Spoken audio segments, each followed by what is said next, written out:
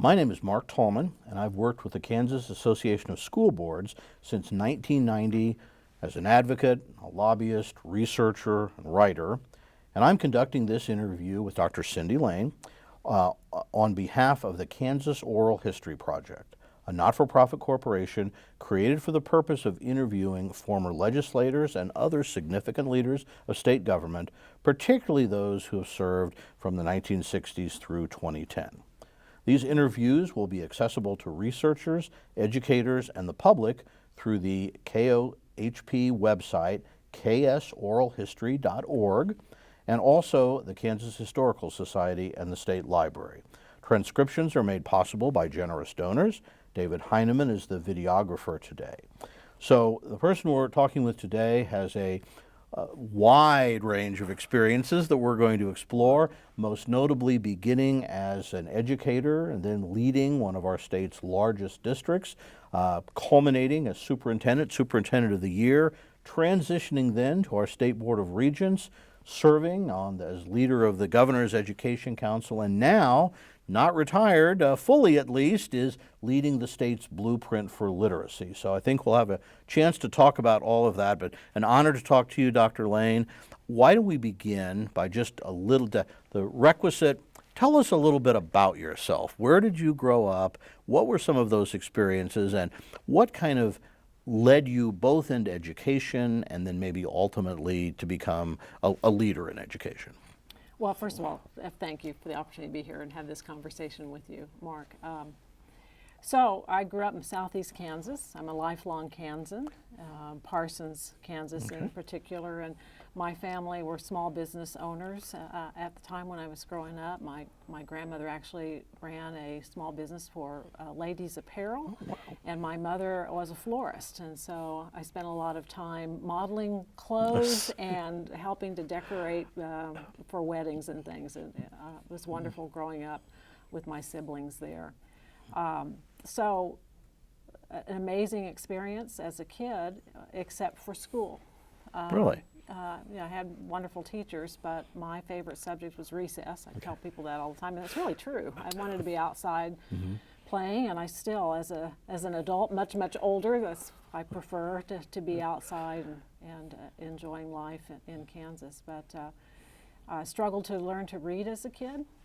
So becoming an educator was kind of an interesting choice that I made, because going through school, other than the activities, and I was an athlete and had an opportunity to be in plays and all those things, I love that. But choosing the field of education was the last thing I thought I would do when I walked across that stage of high school graduation. Yeah. Well, somewhere between crossing that stage, something must have happened. What were your next steps? Well, I went to the university, Kansas State Teachers College, that soon became Pittsburg State University. Okay, sure. So I went to Pitt State and thought I was going to pursue a career in clinical psychology, frankly, because if you know Parsons, one of the major opportunities for employment in Parsons was State Hospital. Right. So as a kid, I did some volunteer work there. Okay. But moving through course progressions, I thought this doesn't quite seem to fit my passion. So changed to an elementary ed, particularly special ed, and started my career in Parsons teaching special education. Okay. And I think I knew your teaching background was special education. Eventually, I know, and I think when I probably met you, you had moved to a much bigger district, Kansas City, Kansas. What took you there? I spent 2 years in Parsons and decided it was time for me to spread my wings and go elsewhere. So had a friend that worked in the Kansas City, Kansas school district. I had no idea really where that was or anything about the community, but I applied for a job and began my career in KCK as a special ed teacher. Had some back and forth, returned to the state hospital to actually do some transformation work there in the 80s. I'm glad to talk to you about that. It was really a very interesting experience in leadership for me. Finished my master's at Pitt State and then went back to KCK. Spent most of my career in Kansas City, Kansas, although I also spent some very significant time, meaningful time for me in Spring Hill, Kansas as their director of special ed. Okay, but you were kind of in that Kansas City area. Right. Well, you may have given me an opening with that, doing some of these other things. You were an educator, and certainly if there's anything you want to share about the teaching experience, but clearly at some point you moved into a more administrative role. So maybe talk a little bit about, number one, just any reflections you might have on the teaching experience in a couple of different districts, but then what caused you to move into an administrative or leadership role? You know, I highly value the time I was in the classroom. Well, it's only 6 years of my career in the classroom, working with individuals who had some emotional challenges or cognitive challenges. And that really shaped how I spent the rest of my life, because I saw kids that perhaps lacked opportunity because of the challenges that they faced. I saw a lot of kids that I wondered if they truly had these learning challenges or if it was more environmental impacts, poverty that was causing them to struggle in school. And frankly, I could relate to some of their challenges because I was a kid that didn't learn to read really until I was in 7th grade. Wow. It was, I didn't know the secret code. And frankly, I didn't learn phonics and the key aspects of how you learn to read until I was at Pittsburg State, learning to become an elementary educator. So the time that I had in the classroom, I saw kids that really kind of touched my heart and my soul, and I wanted them to have the same opportunities that I thought kids in my own family had. So I guess I'm a little curious. You say at 7th grade or even college before you learned some things, but well, clearly you made it to 7th grade, and clearly you graduated, and clearly you got to college. What do you mean when you say you couldn't read, but you were clearly functioning on some level? What do you mean by that? Well, I called words. Okay. I read laboriously slow, painful. I was horrified at the oral reading assignments where we all did round robin reading to read out loud in class. So I would anticipate where my place in that would be, and I'd read that instead of listening to what was going on. So I had strategies that I used to get through, and I did fine. I mean, if you look at my ancient grade cards, you'll see that I passed and did fine. It wasn't that, but I knew I wasn't at the skill I needed to be successful. And frankly, I was in the Blackbird reading group, and there's nothing more crushing to someone's self-worth, feelings of self-worth, to know that you're assigned to this group of kids who are struggling. So, but I think that experience,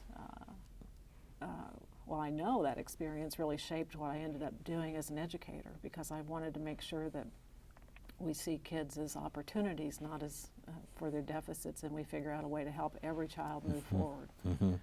So I think I must have had strategies that I used to get by, and I had adults that helped me, but was I thriving in school? I would say I wasn't. Yeah. And so both what you're saying now and other conversations we've had, it seems like some of your motivation then was so that children maybe wouldn't have to wait as long or get as lucky with some of the other help they might have along the way if you could do more with them, at a younger age. This is something my mother instilled in me, is always to have confidence in yourself to figure it out. So I wanted to be able to help other young people understand that success really relies on your self-determination. Don't let other people define who you are and what you can do. I felt there were some people in my life, as I think about some educators, who embrace that notion that kids can be successful and that our work is to help them unlock their dreams and know how to get there. But I also had adults that I can remember that suggested that I had limitations. So my motivation, frankly, throughout my career has been to help individuals discover their own path to opportunity. So one of the things we've been wanting to do in this series is talk a little bit about, how things have changed over time and how some of those historical trends have affected Kansas and our school system, and maybe Kansas in general. So you would have been beginning your career as a teacher and in special education in kind of the 80s, is that? So not to date you or any of us, but one of the things we would observe is, that was within a decade really of the federal special education law, Kansas law. So you started in that area relatively close to the beginning of current special education. Do you have any reflections on maybe what it was like at the time, what it was like going into special education as I assume, a relatively new profession, and how that's changed, at least over the years that you were involved? You know, what I can recall, thinking all that time back, is that the children that were identified in special ed were separated out to do something different. At the time, we thought that was right. Design a plan for them, for those children, and help them move forward. As I look back, that created a lack of opportunity for them to actually have grade level content and find strategies to help them move forward at the pace and the level that they needed to be. So I learned a lot from that. We were side by side with our general ed peers, and my peers as educators and their peers, but we were never fully integrated. So as I left the classroom, I became a coordinator, and one of the big pushes, a coordinator of special ed, is that we focused primarily on supporting children in the general ed classroom where they could get the wealth of experience that all kids had and additional supports. Okay. So when did you arrive at KCK? In 1984. 84. Okay. Mm-hmm. So one of the things which has been another sort of major story of, at least on the K-12 side, we'll have a chance to talk a little about higher ed as well, has kind of been, well, again, in my experience, I sometimes group it by lawsuits and school finance formulas. Mm-hmm. And of course, one of the things that would have been happening when you entered was an approach to school funding called the School District Equalization Act, which was really designed to equalize funding, and that, I think, was probably of note to communities like Parsons or communities like Kansas City, Kansas, which, and although I can't necessarily speak to them in the 80s, at least through much of my time, have tended to be higher poverty, less wealth, and so the issue is, how do you try to ensure that those students have the resources to get some type of equal access to education? And of course, part of that also has always been a question of, how do we fund special education, a different population with different needs? So do you have any, I guess, maybe reflections or comments on some of the things you saw or maybe were a part of during that sort of first period of time when we really were looking at equities in funding on both sort of the general education, property tax side, and special education? You know, I think my career has spanned some real interesting trends. So started in special ed when it was really a pull-out, down the hall kind of thing. Left the classroom and went to the state hospital, where it was in the transformation of custodial care, where literally furniture was bolted on the floor and TVs bolted to the wall and people were shuffled to, my job was to lead the transformation, to have that institution be a learning institution, right, where they actually learn job skills. And then going back to KCK as a special ed administrator, et cetera. And then my time in Spring Hill, vast differences in opportunities, vast differences from what I had access to as a teacher in Kansas City, Kansas public schools versus what I saw being made available in Spring Hill. Totally different circumstance. So the issue of funding, I lived it, I could see it. The kinds of tools teachers had, the training, the opportunities, the quality of the learning environments, dramatically different. So then later in my career, when I became the CFO for KCK and then eventually the superintendent, that funding disparity really resonated because the tax base is so divergent. Being a community right next to the wealthiest county in our state, being the poorest county, you could see in everyday practice what curriculum materials, quality of environments, everything that we did was not at the quality that our neighbors had access to, and it was all because of the tax base. And so the school finance formula was lived out in my career and what I was exposed to and tried to advocate to change. And that was around the time when I was starting my work with KSB, learning all of that. And of course, there were really a series of lawsuits in the early 90s that ultimately led the legislature, before action by the Supreme Court, to write a new school finance formula, conceptually the one we're continuing to live with today as we're recording this in 2025. Primarily, I think it should be noted that just the example that you raised, many districts received a dramatic increase in funding to get to a base level, and then there was a 25% additional level to make sure that no one had to come down to that level, was essentially the, I think that shows the financial disparities at the time, to say nothing of some of the tax disparities. But my recollection of those years is that in order to sell that in the legislature, there was also the idea, well, if you're going to get more money, there's going to be some more accountability. And so the legislature wrote in, most dramatically, a system of state assessments, a longer school year, site councils, and a direction that the state board implement an outcomes-based accreditation system, basically saying that we should be evaluating schools more on the basis of what they're producing than just looking at the input. So a lot of the 90s were kind of about implementing some of those reforms. Mm-hmm. How did you experience it at that time? Well, as a person in special ed, when the whole movement, the No Child Left Behind movement came about, I was director of special ed for Wyandotte County Cooperative. We celebrated that because it was like, finally our children are being recognized as important, and the accountability of their progress was being recognized. That quickly turned, however, because growth was not valued. It was simply hitting these particular marks on state assessments. So I experienced the state assessments with a lot of conflicted thought. I mean, I understand that we need to be accountable and measure growth and the outputs. I think the test just is one data point. Most of my career in KCK as a leader was to focus on outcomes that actually transform kids' lives, that opportunity piece.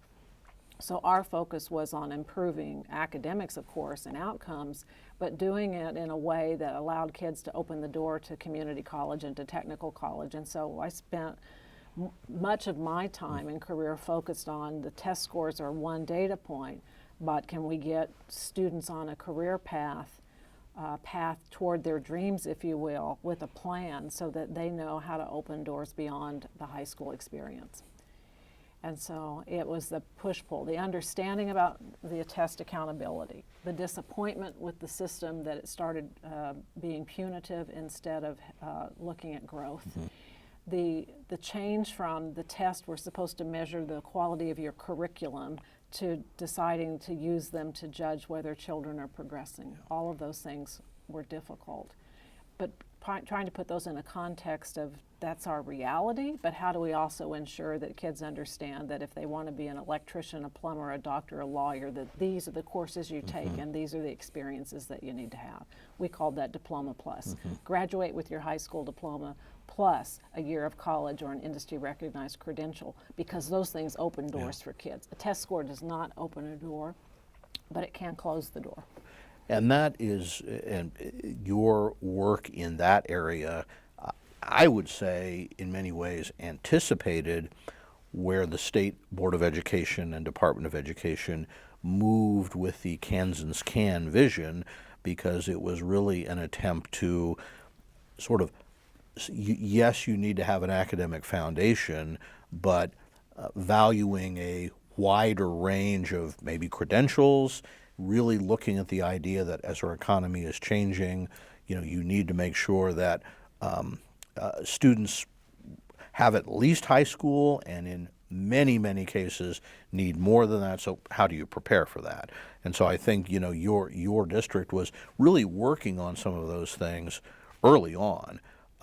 But tied into that at the same time, we had another lawsuit, the Montoy case ultimately, and I've observed I've always thought a little bit interesting that kind of the legislature wanted standardized testing for accountability, but it also became plaintiff evidence of disparities in those outcomes, and so that next lawsuit, the Montoy lawsuit, while it did have some funding equity issues, to a larger extent it was really more focused on disparities in outcomes. I think it's fair to say your district would have been in the eye of the storm on both of those, again having certainly one of the highest percentages of high need, high poverty students in the state. So again, you may want to tell a little bit about the different, because again, I look at that over a period of time of several years leading up to that, a decision in 2005, 4 years kind of legislative fight and implementation, really culminating in about 2009 when another thing happened we'll get to in a moment. What were you doing during those times in terms of your positions and working on some of those things that you talked about? Well, in the early 2000s, I was director of special ed co-op, loving that, thinking that I was going to spend my career working with families and teachers with kids with special needs. Knock on the door. Friday afternoon. Superintendent said, Monday you're the CFO for the school district. And so I remember. No choice, huh? No choice. Well, you don't say no to your boss. And I've always believed, my mother taught me, when the door opens, go through it. You never know, right? So I got on the phone with Dale Dennis that afternoon and said, I need help. Verl Peters. They made time for me on Monday morning because, frankly, I didn't even balance my checkbook at the time. I thought, how can I be CFO? Oh my gosh! But that experience with my education experience in the classroom, and then having the opportunity to see the operations side, was enormously impactful to my future career as superintendent, because I got to understand how all the financing truly impacts what happens every day in the classroom. So thank goodness for Earl and Dale giving me all that time to help me understand school finance. Then 2010, the same year, the Gannon case moved forward. KCK and my superintendent and I had been sitting on the sideline cheering on Schools for Fair funding people, joining their meetings, but not really fully investing ourselves. Knowing full well that our school district had the highest level of at-risk kids in the state at that time, nearly 90% free and reduced lunch. And so the very first decision, the first board meeting that I attended as superintendent, the board said, Dr. Lane, what do you want to do? Do we fully engage in the school finance lawsuit? If so, why? If not, why not? And so the outcome, the decision that we collectively made was, it's time to step into the arena and to help people understand that the same accountability outcomes that we want for all children and all families, do well in school, have strong academics, be a good human, and pursue your dreams and get a job and all of those things were important to our kids. And we realized that our kids come in the door without the resources, generally 2 or 3 years behind a more well-resourced community. So we stepped into the school finance lawsuit. So my 8.5 years as superintendent was juggling, advocating, not only for KCK, but frankly all schools in Kansas. That was important to the board, that we not take advantage of funding that would help us, that would not help our neighbors. Balancing being engaged in that advocacy work, at the same time creating an environment where kids could understand the pathway to their aspirations and making sure that they had access to high quality education, teachers that were highly skilled, and then these other opportunities for post-secondary success. So it was trying to combine those two. Right. And keeping my feet in both places. And it was challenging at times, right?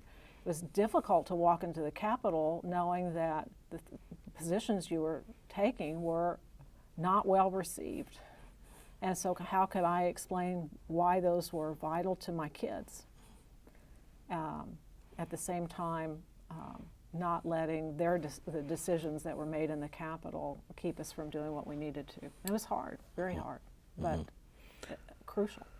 And my recollection, so I want you to correct or fill in a little more if I get it wrong, is that while the Montoy case was essentially about what it ultimately led to was significantly more resources for all kids, but particularly for kids with particular challenges. So more at-risk funding based on low income, more special education funding, more early childhood funding, those sorts of things, and fully funding the equity formulas that says, well, when you have some local dollars, we equalize those so that everyone has an equal opportunity. The Gannon case occurred because the legislature, admittedly, when confronted with a huge budget challenge after the recession of 2008, 2009, essentially stopped putting in the equalization dollars, which would tend to disadvantage districts with lower property wealth, and then basically cut and did not fully restore the base amount, which also affects, this is kind of technical for probably some of our viewers, but the weightings that are associated with those high needs populations. And so it went back to the Supreme Court to basically, and I think the court essentially said, if you're going to allow local funding, then you need to equalize it so that every district, and basically what that just means is if you're a low wealth district and you put in, let's say, $1 million, the state will also put in money to essentially get you to a more average or equitable, not at the top necessarily, ability to compete. And then further said that the legislature was not funding its own studies, which indicated what it would cost. If I remember correctly, you testified at one point in one of these trials where you talked a little bit about why money matters, because in a sense that's something that the Supreme Court ultimately wrestled with, still controversial, but the question is, does the quality of education in some fairly substantial part depend on having resources? What, if you remember, what were some of the things you talked about, the examples of how money helped or lack of money hinders districts? Well, let me back up to my time as CFO, was during that time that you mentioned, in that 2005 to 2009 period. So one of the things that happened when the formula was not funded is that I was faced in making recommendations to the superintendent on how we were going to reduce $10 to $12 million in the current year, right? And so that was 400. Most school districts' budgets are primarily personnel, right? Primarily. 400 people on a list that were providing important services to our children so that we could be held accountable to the same outcomes. That had to, we had to cut, lost jobs, so that immediately in a situation where we knew what we needed to do for children, but we didn't have the people or financial resources to do it, right? So then moving into the Gannon case, that was really compelling to why to get involved. So during Gannon, I remember vividly being in the district court, testifying for 8 hours one day and then another half day the next, having pictures of Alex and Rachel, two of my kids, on the stand to keep me focused on why are we doing that, and being asked questions by the state attorney about whether or not I believe that we could truly help all children be successful, whether or not my idea of creating opportunity and pathways to what kids wanted to do after high school, their dreams, if you will, wasn't that excessive? Wasn't that just trying to provide an excellent standard rather than just a good standard of education? Just being bombarded that this idea that we needed more funding was not worthy, and that shouldn't we just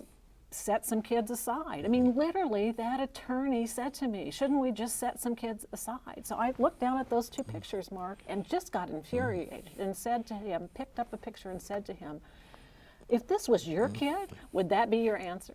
Just to set them aside. So it seemed like a full circle moment, because I could have been that kid doing okay in school, but really not as well, that needed more resource. Yeah. I've met all throughout my career hundreds of kids and families whose children needed more resource, and yet the state was suggesting that we should just move forward and leave them, to use the phrase, behind, to just not invest. If they needed more, that's on them. That was the takeaway from that experience.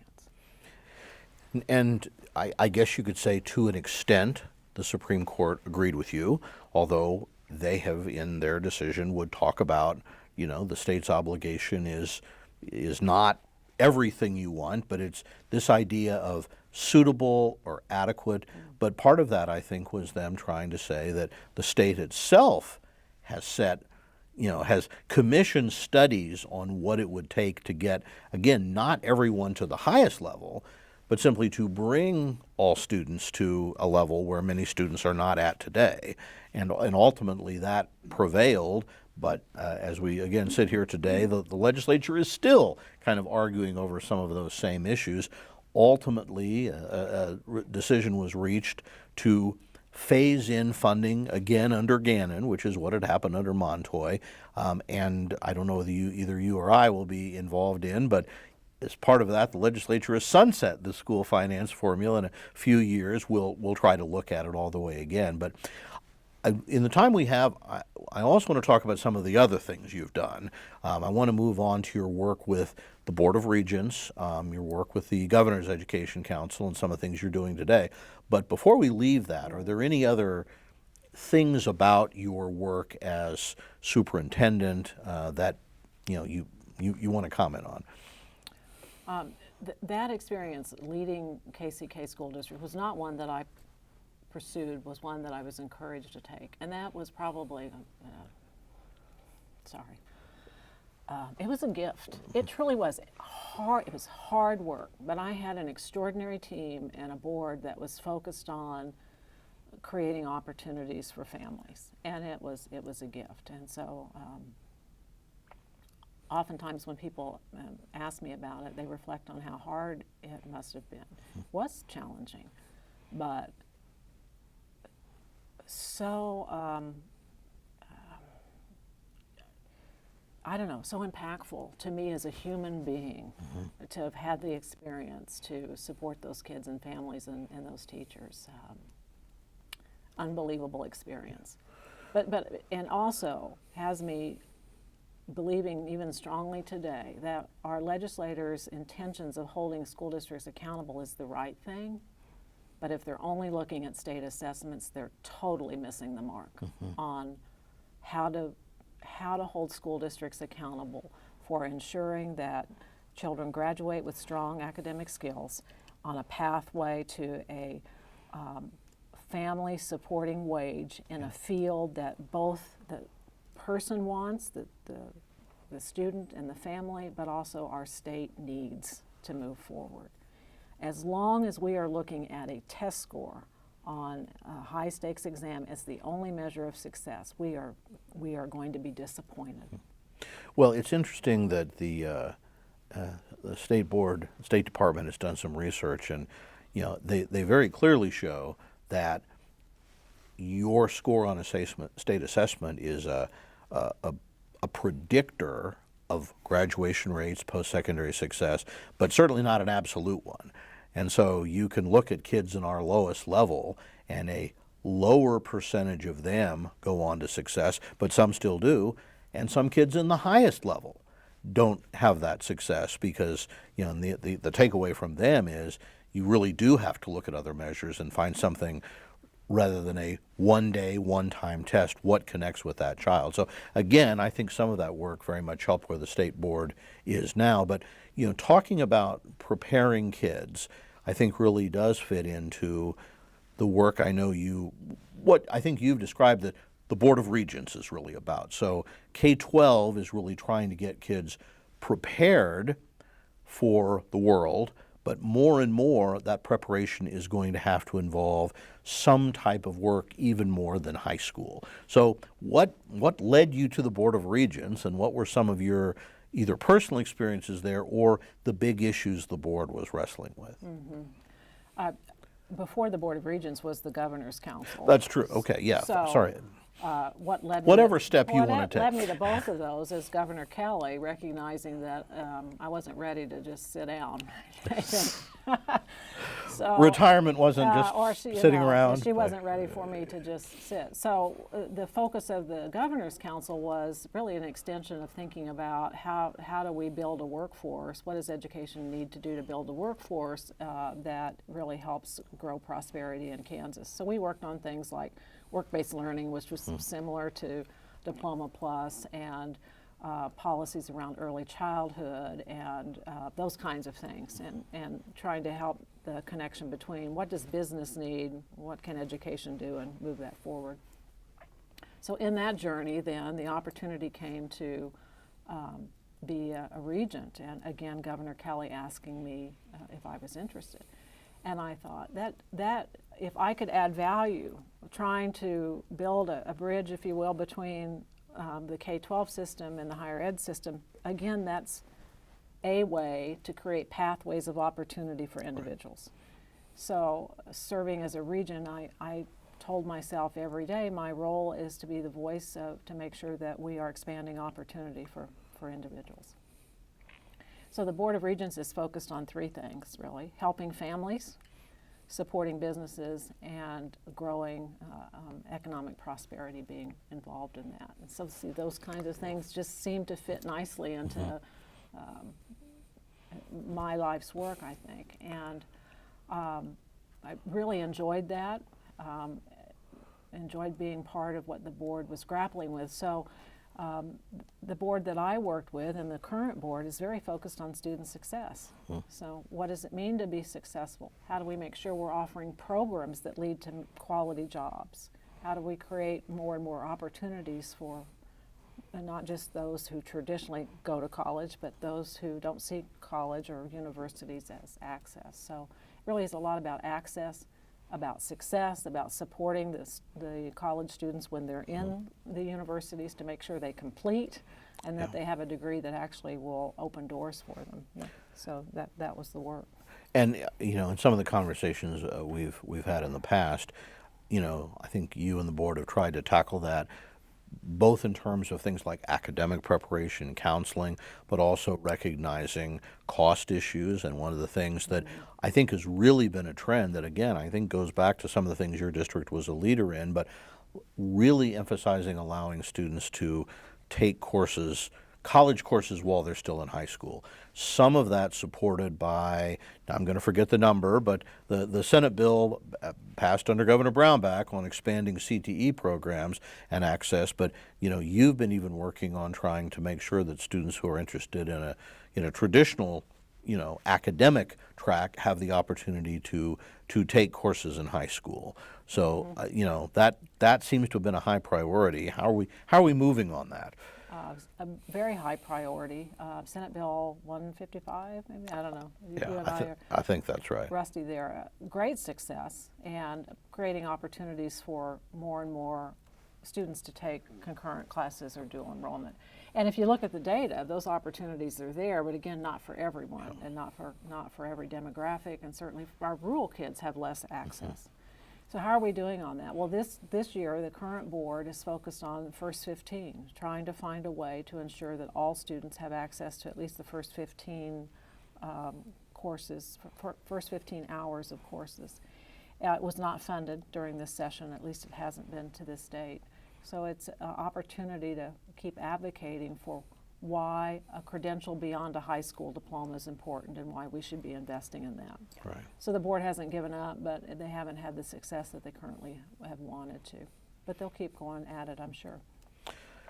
So we're now getting a little more contemporary, and that's a little outside kind of the target range, but these these recordings will live forever. So let's talk a little bit about kind of what you're involved in right now, which is also, I think, a passion project, but fits very much into the themes that we've been talking about, and that is the literacy blueprint. What can you quickly describe that, where it comes from, how it fits into some of these other things? Just in brief, the board, the Kansas Board of Regents and the universities identified a few years ago that literacy was a priority, and educator preparation is what we do. So we needed to provide more focus. So we supported, and Senate Bill 438 was passed that established the blueprint. Went into effect a year ago in July 1st, 2024. And I determined last spring that I needed to get off the bench, as I called it, and be fully engaged in trying to help stand up the blueprint, which really is focused on, I call it the main thing. The main thing is equipping teachers so that every child learns to read. Because if you don't have strong reading skills, you lack access to opportunities. And so our work is to support improvements to our educator preparation and undergraduate programs, and to provide meaningful, high-impact professional learning to educators that are already in the classroom. We're doing that in partnership with the State Board of Education and KSDE, but we recognize that higher ed needs to do more.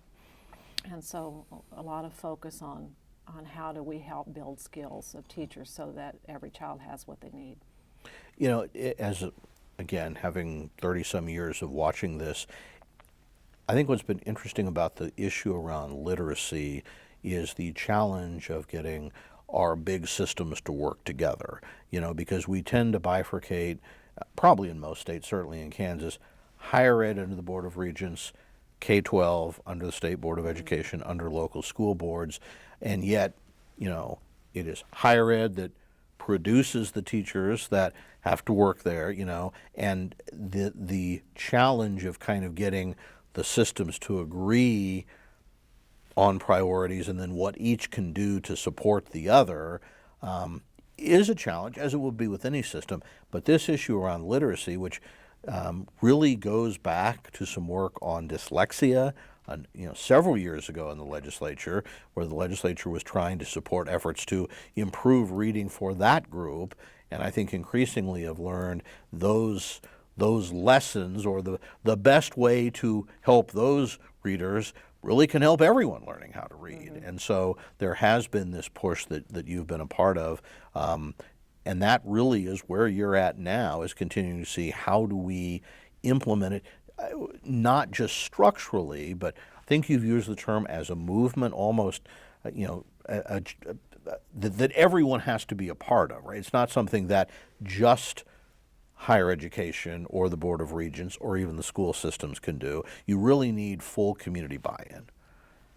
It is a movement, and so we talk a lot. When I say we, the advisory committee that supports the blueprint, we talk a lot about how do we build a movement, because we have had pockets of work. The State Board is doing good work. The legislative body has passed good policy. K-Board is producing educators. Families are trying to do something. Imagine what we could do if we were all moving in the same direction, having honest conversations about what do we need to strengthen, what do we need to stop doing. So building a movement, in my mind, is the way we're going to solve this challenge that we have with a large percentage of our children who don't read well. I'm not saying they don't read, that they don't read well, and we want all kids to be able to read well so they can access opportunities in the future. So I think if you want to sum up what is the blueprint about, it's about building a movement. It's about providing educators what they need, and really families what they need, because families want their children to thrive. And when there's a struggle in the area of literacy, we need to surround that family with support. Some of the amazing outcomes that we've seen so far in the few months of the blueprint is that we have the public university system working together on projects to solve this. We have the State Board and the Board of Regents identifying how they can collaborate. and we have legislative support. Unfortunately, we have some areas to work on in that arena to help legislators truly understand what we're trying to do. We want them to hold us accountable for outcomes, but it's going to take all of us together to solve this puzzle. Well, you have clearly picked an ambitious set of things to do in quote-unquote retirement. As we kind of wrap this up, I guess just sort of, look, you're not saying your career is over, but I guess I'll just give you maybe one more opportunity if you want to look back. Are there some things you are particularly proud of, or maybe disappointments, or maybe just lessons? Because again, part of the purpose of this project, I think, is certainly people are interested in Kansas history, but maybe a little bit of it is people who want to learn lessons from the past. So as you kind of look back on your careers leading education in Kansas in a lot of different ways, are there some particular lessons or accomplishments or, as I say, disappointments that you'd want to share before we finish up? Well, I believe strongly in teams, and that doing meaningful work requires that you have teammates, partners, that community around you. And that's been my career. Where I've seen the most forward progress, it's been because of the teams, and I've had the privilege of being part of those teams. So a lesson learned is, if we truly want to move our state forward, to make sure it continues to be a great place to raise a family and for businesses to grow, we need to continue to realize that that happens collectively. It doesn't happen when we're trying to do something on our own. So it's that Kansas spirit. We're about community and family, and I think every day we should remind ourselves of that for me, life purpose is about service, and so how do we continue that? It's been a privilege. Well, it has been a privilege to talk to you. I would just want to thank you for your service to Kansas, which is not over, but you've had the opportunity to see an awful lot and be a real participant in a lot of that. So, Dr. Lane, thank you, and I want to, of course, thank the viewers. Hope you've learned a lot. I certainly have, and we appreciate your looking at this part of the Oral History Project.